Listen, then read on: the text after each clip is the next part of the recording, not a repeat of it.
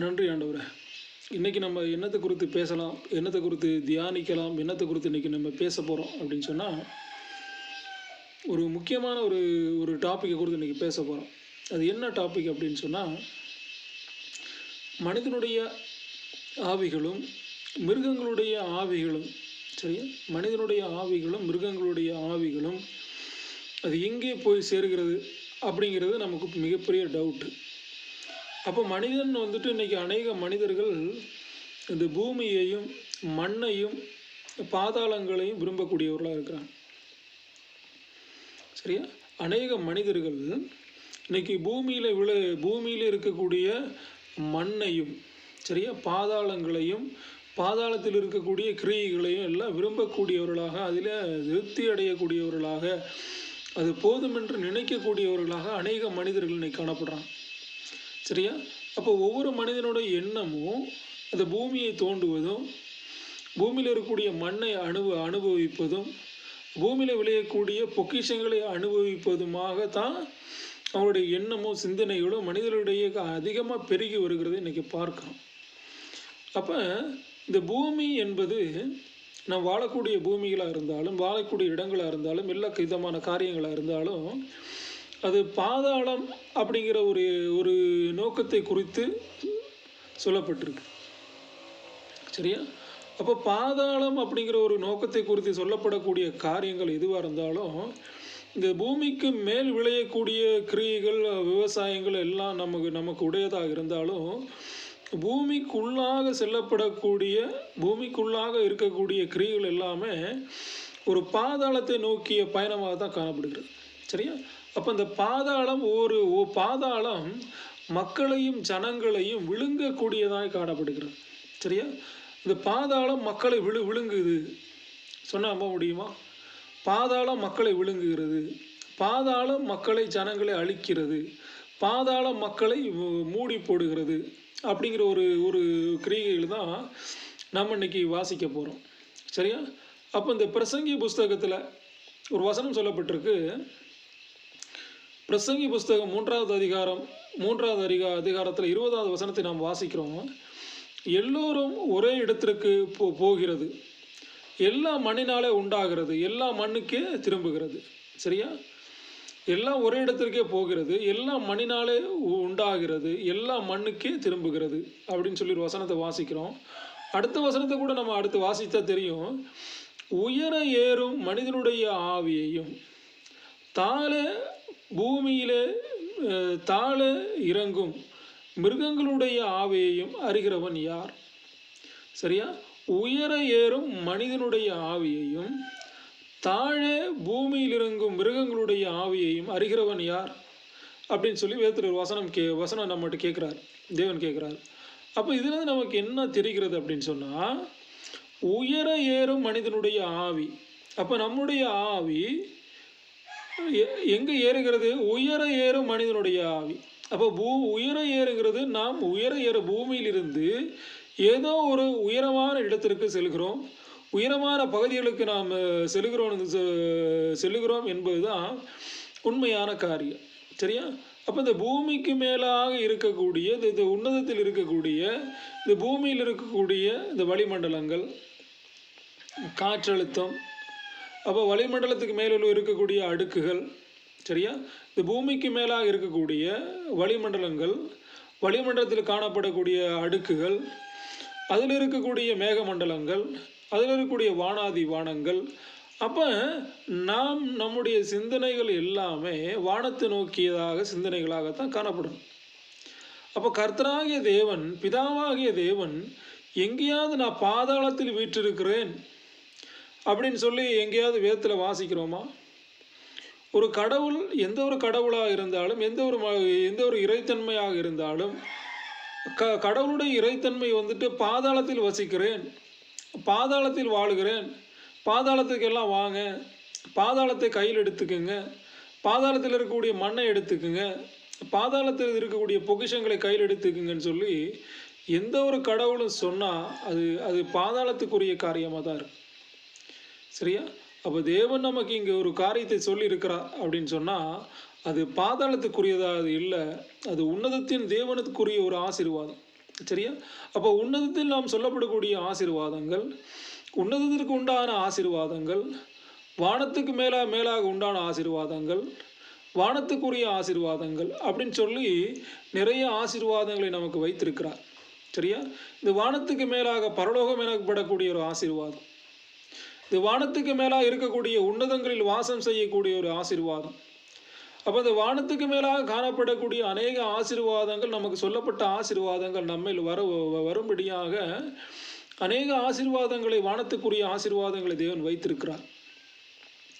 அந்த பரலோக வீடு, அந்த பரலோக ராஜ்யம், தேவனை குறித்த நன்மைகள், அந்த வேதம் சொல்கிறது நன்மையான எந்த ஒரு ஈவும் பூர்ணமான இந்த வரமும் ஜோதிகளின் பிதாவாகிய அந்த பரத்திலிருந்து வருதுன்னு சொல்லி வேதம் சொல்கிறது. அப்போ நமக்கு ஒத்தாசைகள் எல்லாம் பரத்திலிருந்து தான் வருகிறது. நம்ம ஒத்தாசைகள் எல்லாம் பரத்தை நோக்கி அண்ணாந்து பார்த்து கொண்டு இருக்கிறோம். நாம் பரத்திலிருந்து தான் எல்லாம் நமக்கு வரும் என்று நாம் காத்திருக்கின்ற நேரம், ஏதோ ஒரு மனிதன், ஏதோ ஒரு ஒரு ஒரு கூட்ட ஜனம் பாதாளத்தை நோக்கிய பயணத்துக்குள்ளாக கடந்து போய் கொண்டு இருக்கிறான். சரியா?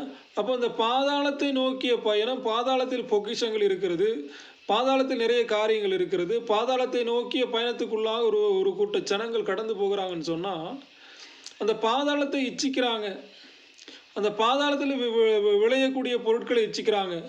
அந்த பாதாளத்தில் ஒரு எத்தனையோ அடிகளுக்குள்ளாக, எத்தனையோ கிலோமீட்டருக்குள்ளாக அந்த பாதாளத்துக்குள்ளாக போய் அந்த பாதாளத்தில் இருக்கக்கூடிய பொருட்களை இச்சித்து அந்த பாதாளத்தில் கிடக்கக்கூடியவர்களாக, அந்த பாதாளத்திலே வாழக்கூடியவர்களாக, அந்த பாதாளத்திலே ஆட்சி செய்யக்கூடியவர்களாக, அந்த பாதாளத்தினுடைய கிரியைகளை புசிக்கக்கூடியவர்களாக, அந்த பாதாளத்தில் கிடத்தப்படக்கூடியவர்களாக, தன்னுடைய ஜீவித காலம் முழுவதுமாக அந்த பாதாளத்தில் கிடக்கக்கூடிய ஒரு கூட்ட ஜனங்கள் காணப்படுறாங்க. அப்போ இந்த பாதாளம் என்பது ஒரு நரகம். பாதாளம் என்பது தேவனால் கொடுக்கப்பட்டது அல்ல. பாதாளம் என்பது ஒரு பிசாசினால் கொடுக்கப்படக்கூடிய காரியம். பாதாளம் என்பது தேவனால் கொடுக்கப்படக்கூடிய ஒரு நன்மையான ஈவுகள் நம்ம சொல்லிக்கவே முடியாது. ஏன் அப்படின்னா, தேவன் நம்மை பாதாளத்தில் ஆசீர்வதிக்க வல்லவராய் இராமல் இந்த உன்னதத்திலே தேவன் நம்மை ஆசீர்வதிக்க வல்லவராய் இருக்கிறார். சரியா? அப்போ உன்னதங்களின் ஆசீர்வாதங்களை நாம் சுதந்திரித்துக் கொள்ளக்கூடியவர்களாகவும், சரியா, நாம் லேகியோன் எனப்படக்கூடிய ஒரு மனிதன் எங்கே வாழ்ந்தான்? ஒரு குகைக்குள்ளாக வாழ்ந்து கொண்டிருந்தான். கர்த்தராகிய இயேசு கிறிஸ்து மரித்த பின்பு அவர் முதலாவது உயிர்த்தெழுந்தார். அந்த உயிர்த்தெழுந்ததுக்கு அப்புறம் அவர் முதலாவது சென்ற இடம் பாதாளம். அப்போ அநேக பரிசுத்தவான்களை, அநேக காரியங்களை, அநேக பரிசுத்தவான்களை, அநேக மக்களை, ஒரு கூட்ட ஜனத்தை தேவன் பாதாளத்திலே கட்டி வைத்திருந்தார். இந்த பிசாசானவன் பாதாளத்திலே கட்டி வைத்திருந்தான். அப்போ ஒரு கூட்ட ஜனத்தை பிசாசு பாதாளத்தில் கட்டி வச்சிருக்கிற நேரம், அங்கே இருக்கக்கூடிய பரிசுத்தவான்களை எங்கே கட்டி வச்சிருக்கிறான்? பாதாளத்தில் கட்டி வச்சிருக்கிறாங்க. அப்போ அந்த பாதாளத்தில் கட்டி வச்சிருக்கிற நேரம் கர்த்தராகிய இயேசு கிறிஸ்து முதலாவது உயிர் தெழுந்தார். அவ்வளோ பாடுபட்டு, அவ்வளோ கஷ்டப்பட்டு, அவ்வளோ பாடுபட்டு உயிர் தெழுந்த தேவன் முதலாவது அவர் சென்ற இடம் பாதாளம். சரியா? யாரை சொன்னால் நம்ப முடியுமா? முதலாவது அவர் சென்ற இடம் பாதாளம். அந்த பாதாளத்துக்கு சென்று அங்கே இருக்கக்கூடிய கீழ்ப்படியாத ஆவிகளுக்கு பிரசங்கித்தார்னு சொல்லி வேதம் சொல்லுகிறது. சரியா? கர்த்தராகிய தேவன், கர்த்தராகிய இயேசு கிறிஸ்து முதலாவது ஒரு பாதாளத்துக்கு சென்று அங்கே இருக்கக்கூடிய கட்டப்பட்டிருக்கக்கூடிய பரிசுத்தவான்களை விடுவித்தார். அங்கே இருக்கக்கூடிய கீழ்ப்படியாத ஆவிகளுக்கு பிரசங்கித்தார். அங்கே இருக்கக்கூடிய கீழ்ப்படியாத பாதாளத்தில் இருக்கக்கூடிய கீழ்ப்படியாத ஆவிகளுக்கு அவர் பிரசங்கித்தார்னு சொல்லி வேதத்தில் நமக்கு திட்டமும் தெளிவுமாய் சொல்லப்பட்டிருக்கு. அப்போ இந்த பாதாளத்தில் கிடக்கக்கூடிய ஆவிகள் கீழ்ப்படியாத ஆவிகளாக தான் இருக்கும். சரியா? வேதம் என்ன சொல்லியிருக்கிறாரு? கர்த்தராகிய இயேசு கிறிஸ்து முதலாவது உயிர் தெழுந்து பாதாளத்துக்கு சென்ற தேவன் அங்கே இருக்கக்கூடிய கீழ்ப்படியாத ஆவிகளுக்கு பிரசங்கித்தார். அப்போ அங்கே இருக்கக்கூடிய கீழ்ப்படியாத ஆவிகள், அங்கே இருக்கக்கூடிய பாதாளத்தில் இருக்கக்கூடிய கீழ்ப்படியாத ஆவிகள் இருக்குமா? ஒரு முரட்டாட்டம் உள்ள ஆவி, அதில் பாதாளத்தில் கீழ்ப்படியாத ஆவிகள், முரட்டாட்டம் உள்ள ஆவிகள், முரட்டாட்டம் உள்ள சுபாவம் உள்ள கிரியைகள், முரட்டாட்டம் உள்ள சுபாவம் உள்ளவர்கள், முரட்டாட்ட எண்ணம் உள்ளவர்கள், தேவனுக்கு கீழ்ப்படியாத ஒரு கூட்ட ஜனங்கள் பாதாளத்தில் கிடத்தப்பட்டிருக்கிறார்கள். தேவன் அங்கு சென்று கீழ்ப்படியாத ஆவிகளுக்கு பிரசங்கித்தது மட்டுமல்லாமல் அங்கு கட்டப்பட்டிருக்கக்கூடிய பரிசுத்தவான்களை விடுவித்தார். சரியா?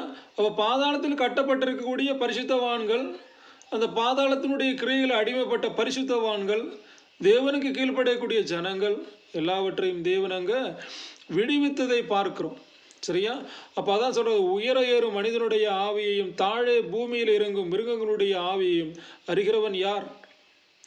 அப்போ நம்முடைய ஆவிகளை பகர்த்து பார்க்கக்கூடிய, நம்முடைய சரீரங்களை நம்முடைய சரீரங்களை சோதித்தறியக்கூடிய தேவன் ஒருவர் இருக்கிறார். அந்த தேவன் பாதாளத்தில் உள்ள தேவன் அல்ல, இப்போ கீழ்ப்படியாத ஒரு தேவன் அல்ல, கீழ்ப்படியாத மனிதர்கள் அல்ல, எல்லாவற்றையும் தமக்கு கீழாக தம்முடைய பாதப்படியாக்கி போடக்கூடிய ஒரே தேவன் கர்த்தராகிய இயேசு கிறிஸ்து அந்த பரலோகத்தில் இருக்கிறார். நம்முடைய எண்ணமும் நம்முடைய சிந்தனைகளும் நம்முடைய நோக்கங்களும் எல்லாமே அந்த பரலோகத்தை நோக்கக்கூடியதாகத்தான் இருக்கணும். சரியா? இன்னைக்கு அநேக மனிதர்களுடைய எண்ணங்கள் எல்லாம் பாதாளத்தை நோக்கிய பயணங்களாகத்தான் காணப்படுகிறது. சரியா? அங்கே ஏதாவது கிடைக்குங்க, பாதாளத்தில் போய் ஒளிஞ்சிக்கிறானுங்க. ஏப்போ உனக்கு சாப்பிட முடியாதா? முடியாது. உனக்கு வாழ முடியாதா? வாழ முடியாது. உனக்கு நடக்க முடியாதா? நடக்க முடியாது. உனக்கு எது சரி செய்ய முடியாதா? செய்ய முடியாது. எங்கப்பா போகிறா? எங்கேயாவது ஒரு பாதாளத்துக்குள்ளே போய், எங்கேயாவது ஒரு பொந்துக்குள்ளே போய் நான் ஒளிஞ்சிக்கிறேங்க, எங்கேயாவது ஒரு சந்துக்குள்ளே போய் ஒளிஞ்சிக்கிறேன், எங்கேயாவது ஒரு பொந்துக்குள்ளே போய் நான் ஒளிந்து வாழுகிறேன், பாதாளத்தில் கிடத்தப்படுகிறேன், பாதாளத்தில் வாழுகிறேன், பாதாளத்தில் இருக்கக்கூடியவர் நான் வாழுகிறேன்னு சொல்லி உருக்குட்டி ஜனங்கள் இன்னைக்கு என்ன பண்ணுறாங்க? அந்த பாதாளத்தை நோக்கிய பயணத்துக்குள்ள அந்த பாதாளத்தை பிசாசானவன் கட்டி வைத்து அந்த நரகம் எனப்படக்கூடிய பாதாளத்தில் தள்ளப்பட்ட கூடியவர்களா இன்னைக்கு ஒரு கூட்ட ஜனங்கள் நரகம் எனப்படக்கூடிய பாதாளத்தில் தள்ளப்பட்டு காணப்படுகிறதை இன்னைக்கு வேதத்தில் வாசிக்கிறோம். சரியா? கர்த்தராகிய தேவன், கர்த்தராகிய இயேசு கிறிஸ்து அப்படிப்பட்ட ஜனங்களையும் பரிசுத்தவான்களையும் முதலாவது உயிர்த்தெழுந்து அவர்களை விடுவிக்கக்கூடியவர்களாக இருந்தார். அவருடைய ஆவியை மேலே கொண்டு போகக்கூடியவர்களாக இருந்தார். அவர் கட்டப்பட்டவர்களை கட்டவிழ்க்கக்கூடியவர்களாக இருந்தார். சரியா? அப்போ தேவன் இங்கே வேதம் நமக்கு அருமையாக ஒரு காரியத்தை சொல்லி தருகிறது. என்னன்னு சொன்னால், உயர ஏறும் மனிதனுடைய ஆவியும் தாழே பூமியில் இறங்கும் மிருகங்களுடைய ஆவியும் அறிகிறவன் யார்?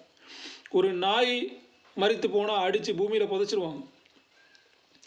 ஒரு கோழி இறந்தாலோ, ஒரு மிருகங்கள் இறந்தாலோ, ஒரு விலங்குகள் இறந்தாலோ, எந்த ஒரு காட்டு விலங்குகள் இறந்தாலும் அந்த விலங்கை என்ன பண்ணுறாங்க? அடித்து என்ன பண்ணுறாங்க? பூமியில் என்ன பண்ணுறாங்க? பூமியிலே போட்டுருவாங்க. ஏன்னா அதனுடைய ஆவி பாதாளத்துக்கு போகக்கூடியதாக இருக்குது. சரியா? மிருகங்களுடைய ஆவிகள் பாதாளத்துக்கு போகக்கூடியதாக இருக்கிறது. எந்த ஒரு மிருகமாக இருந்தாலும், எந்த ஒரு கிரியைகளாக இருந்தாலும், மிருகங்களாக இருந்தாலும் அந்த மிருகங்களுடைய ஆவி பாதாளத்தை நோக்கிய பயணங்களாக தான் இருக்கும். சரி, ஆனால் இங்கே வேதம் நமக்கு தெளிவாக சொல்லுகிறது, நம்முடைய வாழ்க்கை ஒரு உன்னதத்திற்குரிய வாழ்க்கை. சரியா? அந்த பரலோகம் எனப்படக்கூடிய வாழ்க்கை, தேவனோடு கூட இணைந்த ஒரு வாழ்க்கை, ஒரு யுகமாக வாழக்கூடிய வாழ்க்கை, 1000 வருடம் தேவனோடு கூட ஒரு இணைந்த வாழ்க்கை நாம் வாழப்போகிறோம், தேவனோடு கூட இணைந்த வாழ்க்கை நாம் வாழுகிறோம் அப்படின்னு சொல்லுவோமானால் நாம் பாதாளத்தை விரும்பக்கூடியவர்களாக இராமல், சரியா, உன்னதத்தில் வாசம் செய்யக்கூடிய தேவனிடத்தில் சேரும்படியாக அந்த கிருபைகளையும் அந்த எல்லாவற்றையுமான சிலாக்கியங்களை பெற்றவர்களாக நாம் இருப்போம். சரியா? அப்போ நம்முடைய வாழ்க்கை உன்னதத்துக்குரிய வாழ்க்கையாகத்தான் காணப்படணும். சரியா? இன்னொரு வேதத்தில் கூட ஒரு வசனம் சொல்லுகிறது, தன் தாயின் கர்ப்பத்திலிருந்து நிர்வாணியாய் வந்தவன் வந்தது போலவே நிர்வாணியாக திரும்ப போவான். அவன் தன் பிரயாசத்தினால் உண்டானது ஒன்றையும் தன் கையில் எடுத்துக்கொண்டு போவதில்லை. ஒரு சின்ன ஒரு வசனம் தான். சரியா? இப்போ நம்முடைய தாயின் கர்ப்பத்திலிருந்து நிர்வாணியாய் வந்தவன், இப்போ நம்மளே இருக்கிறோம், தன்னுடைய தாயின் கர்ப்பத்திலிருந்து ஒரு சின்ன குழந்தையாக நிர்வாணியாகத்தான் அந்த பூமிக்கு வந்தோம். வருகின்ற பொழுது ஒரு 10 கோடி ரூபா சொத்தும், ஒரு 10 ஏக்கர் இடமும், ஒரு ஏகப்பட்ட டாடா பிர்லா மாதிரி பெரிய ஒரு வண்டியும், எல்லா செக்டரும் நம்ம கையில் ஒன்றும் கிடையாது. அப்போ நம்ம தாயின் கர்ப்பத்தில் ஒரு நிர்வாணியாக வந்தவன், எந்த ஒரு பொருளை எடுத்துக்கொண்டு வராதவன், எந்த ஒரு காரியமும் எந்த ஒரு கையில் ஒரு பொருளை எடுத்துக்கொண்டு வராதவன், அப்போ தன்னுடைய வாழ்நாள் முழுவதும் பிரயாசப்படுகிறான், சம்பாதிக்கிறான். வாழ்நாள் முழுவதுமாக ஒரு ஐஸ்வர்யனாகவோ ஒரு பணக்காரனாகவோ ஒரு சொத்துள்ளவனாக வாழ ஆரம்பிக்கிறான் வைத்துக்கொள்வோமே. ஆனால் தன்னுடைய முடிவிலே அவனுடைய பிரயாசத்தினால் உண்டானது ஒரு பலனையும் தன் கையிலே எடுத்துக்கொண்டு போவதில்லை. எந்த ஒரு மனிதனாக இருந்தாலும் சரி, இப்போ யாராக இருந்தாலும் சரி, எந்த ஒரு மனிதனாக இருந்தாலும் சரி, தன்னுடைய பிரயாசத்தினால் உண்டான பலன் ஒன்றையும் கையில் எடுத்துக்கொண்டு போவதில்லை. சரியா? அப்போ நல்லா உணரணும், நம்முடைய தாயின் கர்ப்பத்தில் நாம் நிர்வாணிகளாக வந்தது போலவே நிர்வாணிகளாகத்தான் அவ்விடத்துக்கு திரும்புவோம் அப்படின்னு சொல்லி வேதம் சொல்லுகிறது. சரியா? அப்போ தன்னுடைய தாயின் கர்ப்பத்தில் நாம் ஒன்றுமே கொண்டு வராதவன், எந்த பொருளையும் கொண்டு வராதவன், லட்சங்களை கொண்டு வராதவன், பணங்களை கொண்டு வராதவன், பொருட்களை கொண்டு வராதவன், அப்போ நிர்வாணிகளாக அவ்விடத்துக்கு திரும்புவேன் அப்படின்னு சொல்லுகிற தேவன். அப்போ நம்முடைய வாழ்க்கை இடைப்பட்ட காலத்தில் நாம் சம்பாதித்த பணமும் சம்பாதித்த கிரியைகளையும் அது வேறு ஒருவனுக்கு அதை விட்டு விட்டு செல்லக்கூடியவனாகத்தான் நாம் இருக்கணும். சரியா? தேவன் ஐஸ்வர்யத்தையும் சம்பாத்தியம் எவனுக்கு கொடுத்திருக்கிறாரோ அவன் அதிலே புசிக்கவும், தன் பங்கை பெறவும், தன் பிரயாசத்தில் மகிழ்ச்சியாக இருக்கவும் அவனுக்கு அதிகாரம் அளிப்பது தேவனுடைய அனுகிரகம். சரியா? வேதம் நமக்கு ஒரு வசனத்தை சொல்லுது. தேவன் ஐஸ்வர்யத்தையும் சம்பாத்தியத்தையும் எவனுக்கு கொடுத்திருக்கிறாரோ அவன் அதிலே புசிக்கவும், தன் பங்கை பெறவும், தன் பிரயாசத்தினால் மகிழ்ச்சியாக இருக்கவும் அவனுக்கு அதிகாரம் அளிப்பது தேவனுடைய கிருபை. சரியா? அப்போ சில நேரங்களில் நம்முடைய பிரயாசத்தின் பலனை தேவன் நமக்கு பிரயாசத்தை கொடுத்திருப்பார், பணத்தை கொடுத்திருப்பார், எல்லாவற்றையும் கொடுக்கக்கூடியவராக இருப்பார். அதை அனுபவிக்கும்படியாக திராணிய தேவன் நமக்கு கொடுக்காதவராக இருப்பார். சரியா? ஒருத்தர் வேதம் சொல்லுகிறது, ஒருத்தர் புத்தி யுத்தி ரெண்டையும் உண்டாக்கி சம்பாதிக்கிறான், அதை வேறொருவனுக்கு வேறொருவனுக்கு விட்டு கொடுக்கும்படியான கிரியைகளை இருக்கும்போது அது என்ன சொல்கிறார்? அது மாயைன்னு சொல்லி வேதம் சொல்லுகிறது. சரியா? அப்போ என்ன சொல்கிறாரு? பணப்பிரியன் பணத்தினால் திருப்தி அடைவதும் இல்லை, செல்வப்பிரியன் செல்வத்தினால் திருப்தி அடைவதும் இல்லை, இதுவும் மாயையே. என்ன சொல்கிறார்? பணப்பிரியன் பணத்தினால் திருப்தி அடைவதும் இல்லை. ஒருத்தன் என்ன பண்ணுறான்? பணப்பிரியனாக இருக்கிறான். சரியா? ஒரு செல்வப்பிரியனாக இருக்கிறான். அப்போ பணப்பிரியன் பணத்தினால் திருப்தி அடைவதில்லை, செல்வப்பிரியன் செல்வத்தினாலும் திருப்தி அடைவதில்லை, அதுவும் மாயையே. பொருள் பெருகினால் அதை தின்கிறவர்களும் பெறுகிறார்கள், அதை உடையவர்கள் தங்கள் கண்களில் அதை காண்பதை அன்றி அவர்களுக்கு பிரயோஜனம் என்ன அப்படின்னு வேதம் சொல்லுது. சரியா? பொருட்கள் பெருகினால் அதை தின்கிறவர்களும் பெறுகிறார்கள். வேதம் சொல்லி என்ன சொல்றாரு? பொருட்கள் பெருகினால் அதை தின்கிறவர்கள் என்ன பண்றாங்க? பெறுகிறார்கள். அதை உடையவர்கள் தங்கள் கண்களில் காண்பதை அன்றி அவர்களுக்கு பிரயோஜனம் என்ன அப்படின்னு சொல்லி வேதம் சொல்லுகிறது. சரியா? அப்போ வேதம் நமக்கு என்ன என்ன என்ன சொல்லுது அப்படின்னு சொன்னால், இன்னும் கூட நம்ம தெளிவாக அப்போ கேட்குறாங்க, அப்போ இவ்வளோ கஷ்டப்படுறேன், இவ்வளோ சம்பாதிக்கிறேன், இவ்வளோ சம்பாரிச்சிருக்கப்பா, இவ்வளோ கஷ்டப்பட்டுருக்கிறேன், இவ்வளோ பணத்தை உண்டாக்கியிருக்கேன், எல்லா காரியம் உண்டாக்கியிருக்கேன், எல்லாத்தையும் எனக்கு என்ன வேற ஒருத்தன் அந்த அனுபவிக்கும்படியாக திராணிய தேவன் நமக்கு கொடுக்கலையே. இவ்வளோ என்ன சொல்கிறாரு? இவ்வளோ சம்பாரிச்சிருக்கேன், இவ்வளோ காசு இருக்குது, அதை அனுபவிக்கும்படியாக திராணி எனக்கு கொடுக்கலையே. வேற ஒருத்தருக்கு அதை விட்டு போகும்படியாக தேவன் கிரியை செய்கிறாரு. வேறொருவனுக்கு